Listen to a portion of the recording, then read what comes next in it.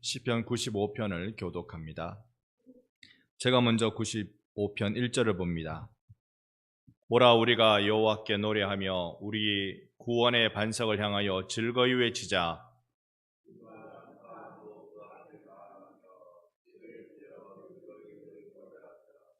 여호와는 크신 하나님이시요 모든 신들보다 크신 왕이시기 때문이로다.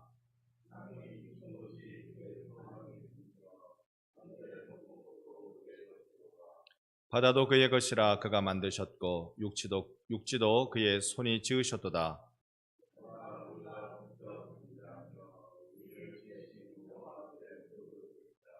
그는 우리의 하나님이시요 우리는 그가 기르시는 백성이며 그의 손이 돌보시는 양이기 때문이라. 너희가 오늘 그의 음성을 듣거든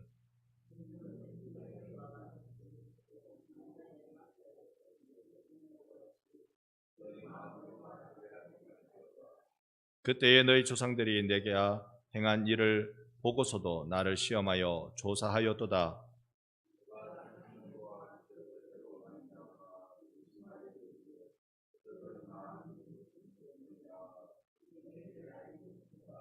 함께 봅니다. 그러므로 내가 노하여 맹세하기를 그들은 내 안식에 들어오지 못하리로다 하였도다. 아멘. 할렐루야. 아멘. 오늘도 수요 예배 가운데 오신 여러분 환영하고 축복합니다. 오늘은 우리가 이 감사라는 주제로 한번 말씀을 잠깐 나눠보려고 합니다.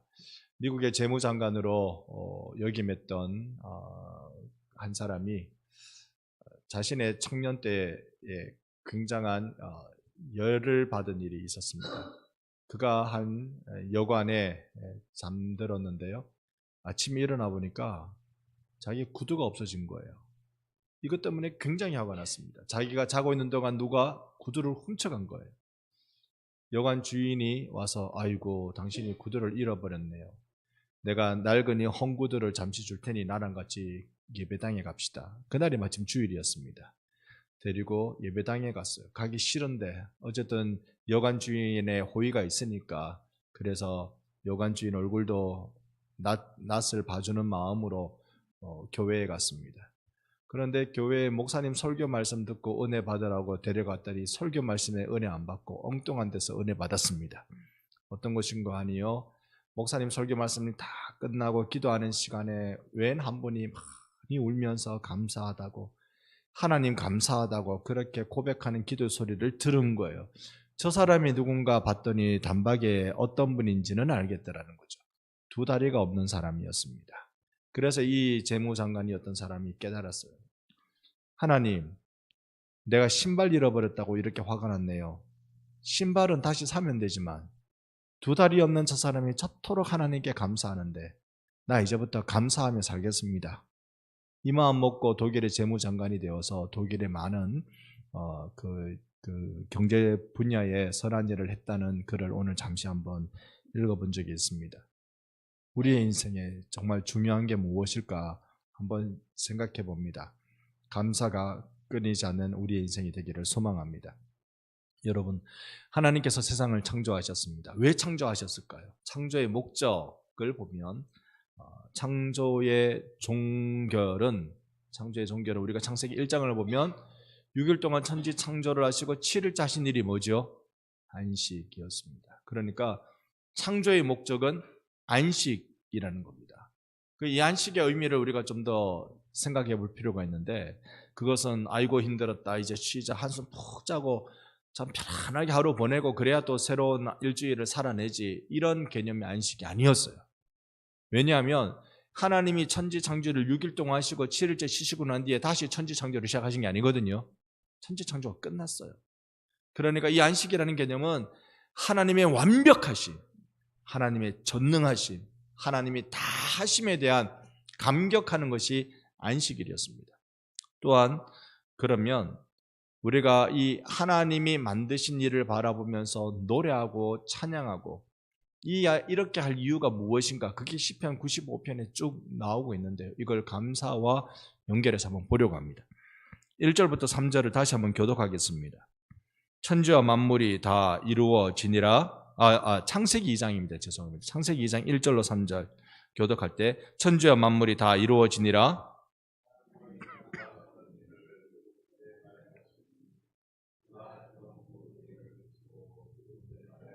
함께 봅니다. 하나님이 그 일곱째 날에 나를 복되게 하사 거룩하게 하셨으며 이는 하나님이 그 창조하시며 만드신 모든 일을 마치시고 그날에 안식하셨음이라. 아멘. 그러니까 천지 창조의 목적이 안식이었다는 거, 우리가 그걸 볼 수 있습니다. 오늘 시편 우리가 읽은 95편 11절에는 무시무시한 경고가 나오죠. 그러므로 내가 노하여 맹세하기를 그들은 내 안식에 들어오지 못하리라. 하나님이 누구누구는 나의 안식에 들어올 수 없다. 창조하신 목적이 안식인데 나의 안식에 들어올 수 없다라고 선언하시는 겁니다. 누가 이 안식에 들어오지 못할까? 누가 하나님의 분노를 일으키는 걸까? 누가 우리 하나님 화나게 만드는 걸까? 오늘 우리 신앙의 큰 유익을 주는 감사라는 주제로 오늘 95편을 한번 살펴보겠습니다. 먼저는요, 우리가 창조주를 찬양해야 될 이유를 발견해야 됩니다. 이 95편은 우리를 하나님 찬양하는 자리로 초대합니다. 제가 1절과 2절을 읽겠습니다. 오라 우리가 여호와께 노래하며 우리 구원의 반석을 향하여 즐거이 외치자. 우리가 감사함으로 그 앞에 나아가며 시를 지어 즐거이 그를 노래하자라고 말합니다. 우리의 예배할 이유가 우리가 이 시인이 우리를 하나님께로 나아가 하나님께 노래하자, 하나님께 감사하자라고 초대합니다. 그러면 우리가 여기서 예배할 이유, 감사할 이유를 발견해야 되겠죠. 이것 때문에 우리가 하나님을 예배하고 하나님께 감사해야 되는구나.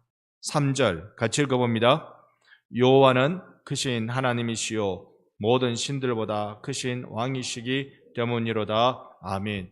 우리가 감사하고 찬송해야 될 이유가 어디 있다고요? 하나님이 우리의 왕이신 거예요.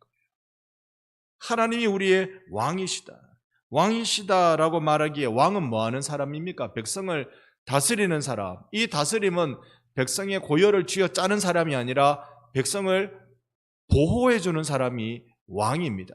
그래서 하나님은 이 모든 신들보다 크신 우리의 왕이 되신다. 여러분, 제가 안식할 수 있고 제가 감사할 수 있는 이유가 무엇일까요? 하나님이 나를 지켜주기 때문에 그런 거죠. 세상 풍랑은, 세상의 어려움은 여전히 존재하지만 하나님이 나를 책임져 주시기 때문에 우리는 감사하고 우리는 안식할 수 있는 것입니다.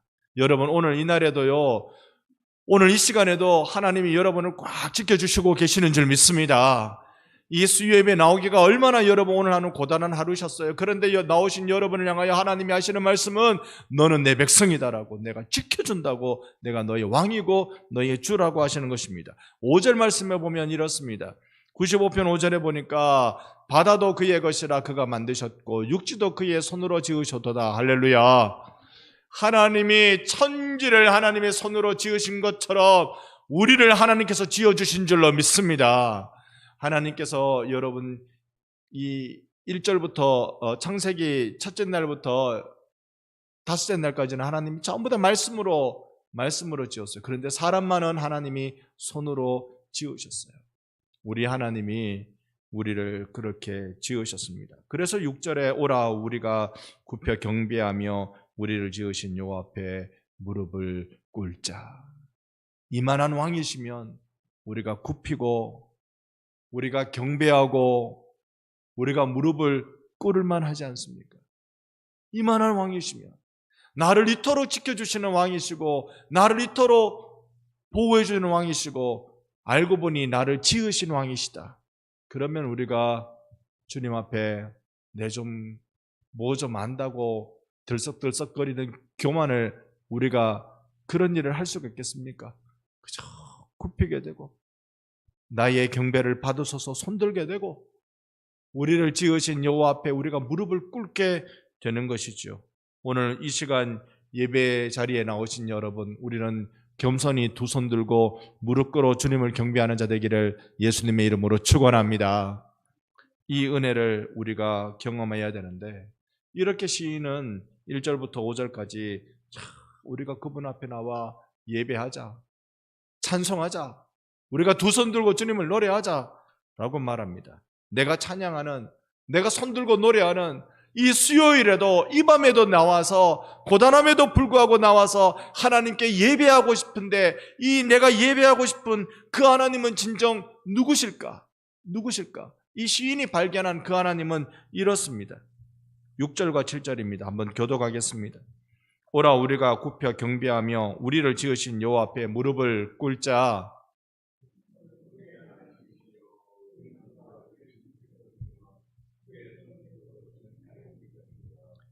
너희가 오늘 그의 음성을 듣거든. 아멘. 우리가 경배하자. 왜냐하면 그분은 우리를 우리 하나님이신데요, 우리는 그분이 기르시는 누구? 백성. 그분의 손이 돌보시는 양. 여러분 자세히 한번 보세요. 그가 기르시는 백성이라고 하는 말이 맞는 것 같아요? 그가 기르시는 양이라고 하는 게 맞는 것 같아요? 양이라고 하는 게 맞는 것 같죠?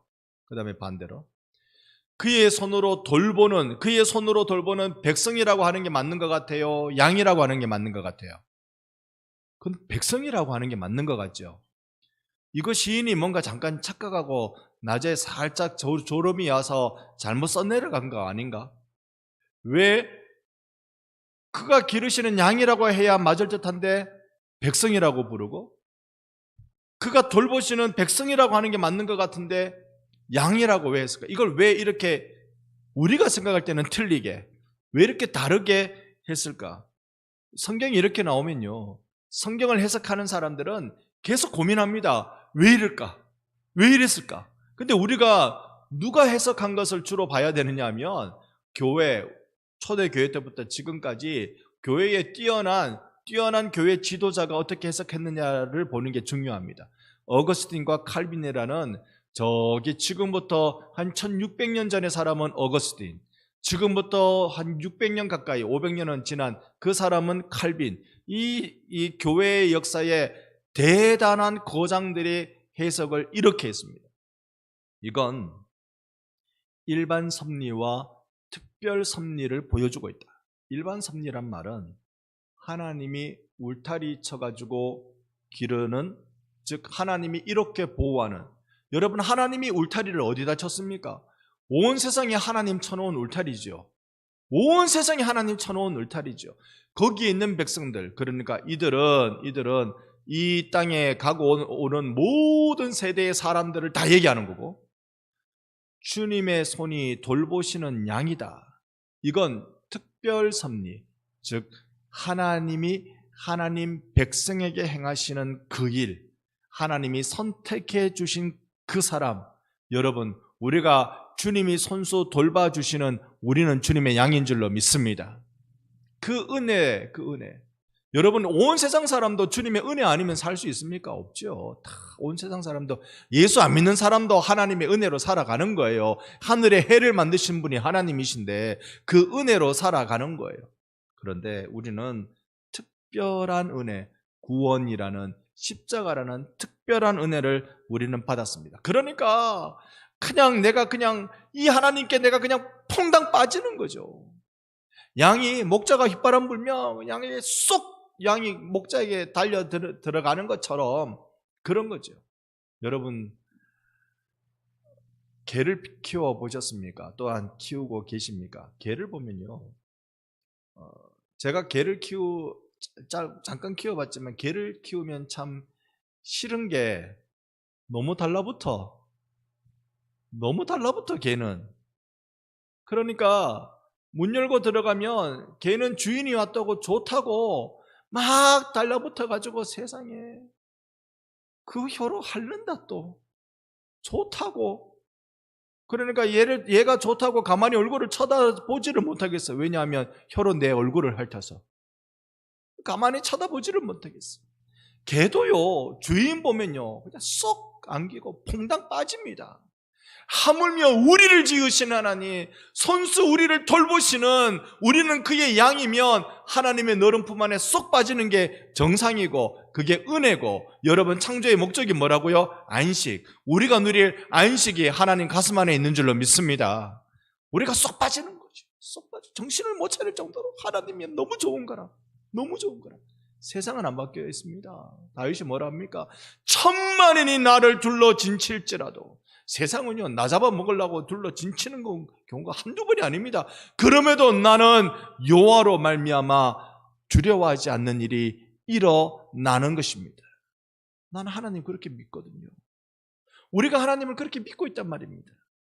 그래서 이 신뢰를 가지고 주님 앞에 나가는 것, 이게 주님을 경배하고 주님을 찬양하고 노래하는 근거가 되는 것입니다. 우리 하나님 여러분을 지켜주시되 영원 무궁토록 지켜주실 줄 믿습니다. 우리 천국 갈 때까지 하나님 우리 지켜주시기를 원하고요. 천국 가고 나면 이 땅에서 지켜주신 게 더 확실하게 지켜주시는 거겠어요? 천국에서 우리를 지켜주시는 게 더 확실히 지켜주시는 것이겠어요? 어떨 것 같아요? 우리 천국에 소망이 있는 겁니다. 천국에 소망이 있는 겁니다. 우리가 이 하나님에 대한 신뢰, 믿음, 이걸 잃어버리지 않아야 합니다. 근데 이 시편 뒤에는요, 이걸 잃어버리는 경우를 말해요. 자, 우리가 읽었던 7절이 어떻게 끝납니까? 너희가 오늘 그의 음성을 듣거든. 너희가 오늘 그의 음성을 들으면, 즉 주님의 말씀을 들으면, 주님 말씀하시면 우리가 뭐 하면 됩니까? 순종하면 되는 줄로 믿습니다. 답은 딱 나왔잖아요. 오늘 그의 음성을 듣거든 너희는 순종하라. 답은 딱 나왔잖아요. 그런데 이 시인은 좀 더 얘기를 풀어갑니다. 주님이 우리에게 말씀하실 때 어떻게 되는지 아느냐라고 말해주는 거죠. 어떻게 이렇게 하면 안 된다는 걸 보여주는데요. 8절로 11절까지 깁니다만은 한 번 더 교독해 보겠습니다. 제가 8절, 너희는 무리바에서와 같이 또 광야의 마사에서 지냈던 날과 같이 너희 마음을 완악하게 하지 말지어다.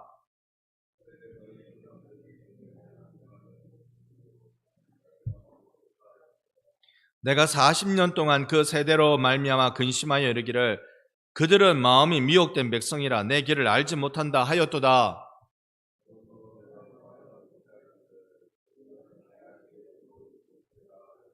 아멘. 너희는 이렇게 하지 말라는 말이에요. 이렇게 하면 안식에 들어가지 못해요. 창조의 목적, 그 안식에 들어가지 못해요. 어떻게 하면 안 된다?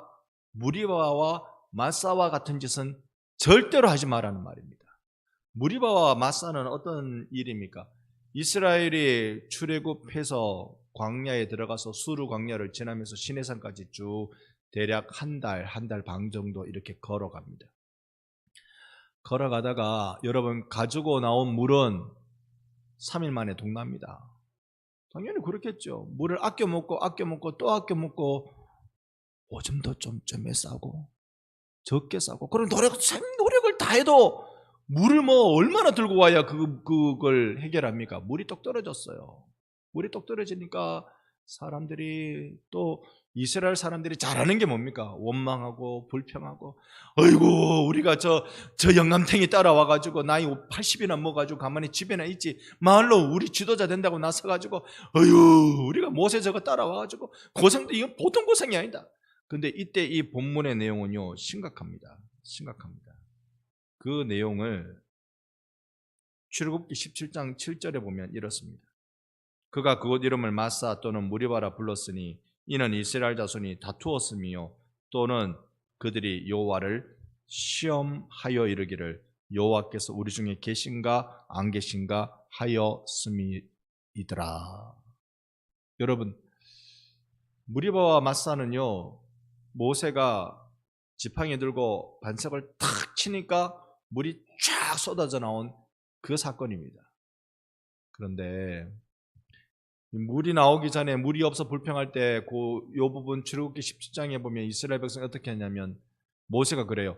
조금만 더 있으면 저들이 나를 돌로 치려고 할 겁니다. 얼마나 무서웠을까요? 오늘 이 시간에요. 누구 한 사람 정해놓고 그 사람에게 전부 다 막 인상 막 쓰고 있으면 그 사람 얼마나 주눅 들겠어요. 강심장이라도 얼마나 주눅 들겠어요. 대체로 나온 여러분 우리 숫자 많지 않은데 이 정도로도요 한 사람 실족시키기에 충분합니다. 눈에 힘만 줘도. 눈에 힘 막 줘도. 그렇다고 저한테 힘주고 계실 필요는 없어요. 제가 주눅듭니다. 여러분 이스라엘 백성이 전부 다 막 모세를 향하여서 막 불빛이 pucuk 나가면서 저놈의 영감탱이 80이나 먹어가지고 저 노막 났나 막 그렇게 막 나가면 모세가 그렇게 표현하잖아요. 저들이 조금 있으면 나에게 돌을 던질 겁니다. 원망하고 불평하고. 근데 이 원망과 불평을 하나님이 어떻게 이해하셨느냐면 저들이 나를 시험한다, 나를 조사한다. 다시 우리가 읽었던 출애굽기 17장 7절 끝자락에 보면 여호와께서 우리 중에 계신가 안 계신가 저들이 조사했다는 거예요. 살펴봤다는 거예요. 하나님을 시험했다는 거예요. 감사가 없고 원망과 불평밖에 없어요. 상황은 바뀌어졌죠. 맞아요. 상황은 바뀌어졌습니다. 그러나 그 상황을 붙들고 계신 하나님은 여전히 하나님이십니다. 홍해를 가르시던 하나님이 여전히 무리바 마사라는 그 지역 앞에서 그 물이 없는 상황 가운데서도 여전히 이스라엘의 하나님이십니다. 여러분, 우리 하나님은 바뀌지 않으셨습니다. 그들을 향하여 하나님 뭐라고 말씀하십니까? 40년 동안 나를 근심시킨 세대다. 광야 40년이잖아요. 40년 동안 나를 내 근심 덩어리다, 근심 덩어리. 아유, 여러분, 40년요? 40년 동안 뭔가 하나 때문에 되게 근심이 있어 본 적 있으세요? 쳐다보기도 싫을걸요. 40년은커녕 넉 달만 근심 덩어리만 쳐다봐도 그 근심 덩어리하고 영원히 결별하고 싶을 겁니다. 40년 동안 하나님이 얼마나 속상하셨어요. 얼마나 속상하셨어요. 저놈들 말이죠. 40년 동안이나 내게 근심 덩어리고 내게 혹이다. 혹이다. 그러나 여러분, 우리가 이들이 하나님의 기적을 경험한 세대잖아요. 불기둥, 구름기둥, 홍해를 가르고 쭉 내려오면서 만나와 메추라기. 뭘 더 해줘야 돼요? 뭘 더 해줘야 돼요?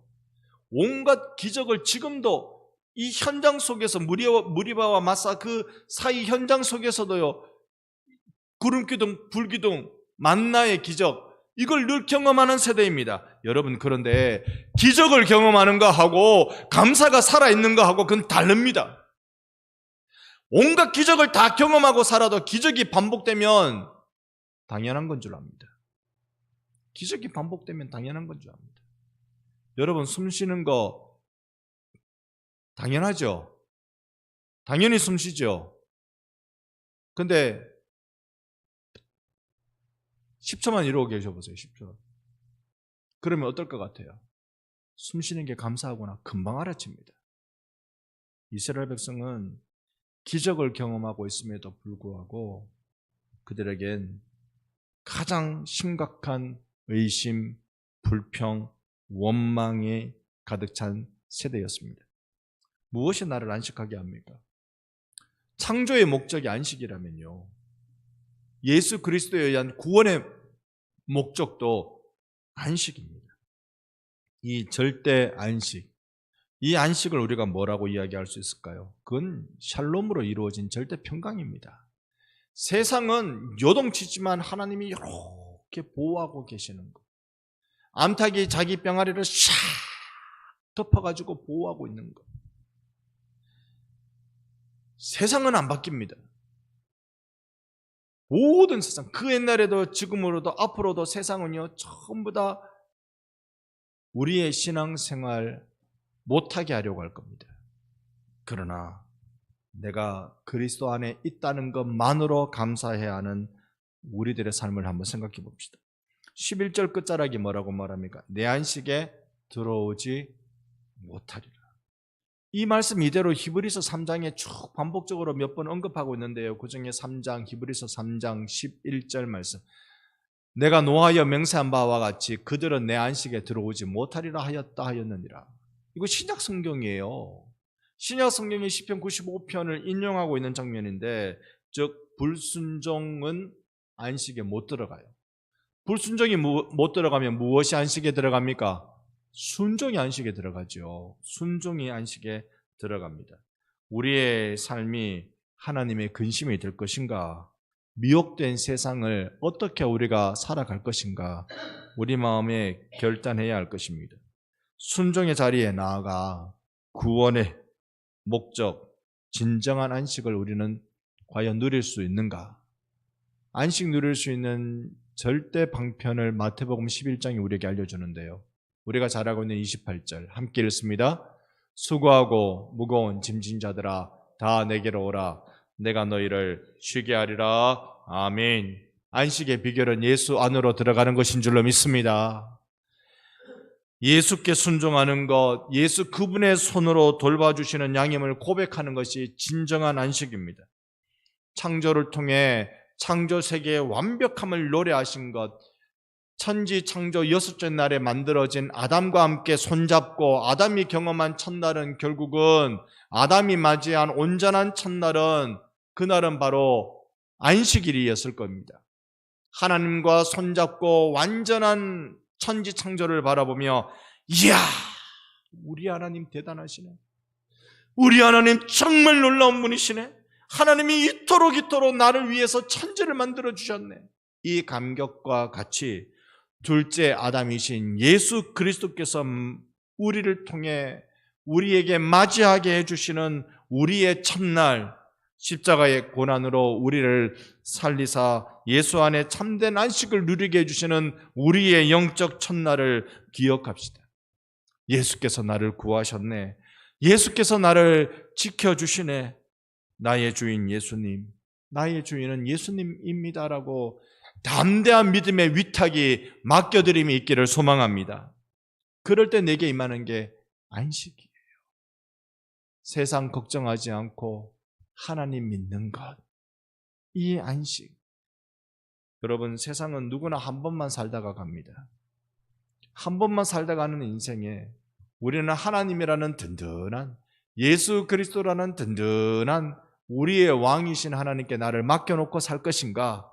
아니면 내가 내 인생을 책임지는 자인 줄 알고 불안하게 살아가는 어리석은 삶을 살 것인가? 오라 우리가 여호와께 경배하자라고 이 시인은 초대하고 있어요. 우리 어디로 갈까요? 우리 어디로 달려갈까요? 그래서 안식은 나를 주님께 맡기는 데 있다라는 겁니다. 그럴 때 안식에서 우리에게 필요한 건 감사를 표현해야 하는 것이겠죠. 여러분, 골로새서 4장 2절입니다. 함께 읽어봅니다. 골로새서 4장 2절 같이 읽습니다. 기도를 계속하고 기도에 감사함으로 깨어있으라. 아멘. 기도는 뭡니까? 내 문제 주님 앞에 갖다 올려드리는 거고 주님 앞에 순종하기로 결정하는 거고 그게 기도죠. 그런데 기도에 깨어있기가 어려워요. 그 말은 깨어있단 말은 하나님하고 이렇게 통하고 있어야 되는데 이게 잘 안 될 때가 많아요. 하나님하고 통하고 있지 않을 때.